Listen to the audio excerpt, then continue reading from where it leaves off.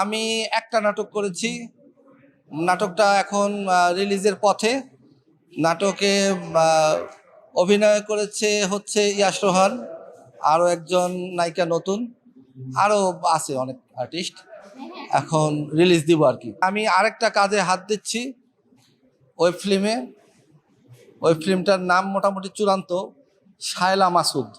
এখন শায়লার জন্য রুনা খানকে মোটামুটি চিন্তা ভাবনা করেছি, কিন্তু মাসুদের ভূমিকায় একটা অল্প বয়সী ছেলে লাগবে, কচি, সুন্দর, সুদর্শন, এবং সেই সাথে অভিনয় জানতে হবে অনেক ভালো।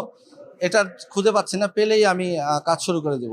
যদি ওই রকম ক্যারেক্টার ডিমান্ড করে যে ওরে মানে ওরে দরকার এই ক্যারেক্টারের জন্য, ও পারফেক্ট, তাহলে অবশ্যই করব।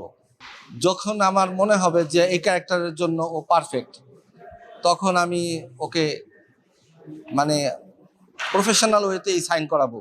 দেখি কে না, মানে ও তো আমার ঘরের মানুষ, কিন্তু তারপরে প্রফেশনাল ওয়েতে সাইন করাবো, মানে একদম যেভাবে অন্য ডিরেক্টররা, অন্য প্রডিউসাররা ওকে কাস্ট করে ওইভাবে করব। কত টাকা পেমেন্ট দিবেন ভাগ্নিকে?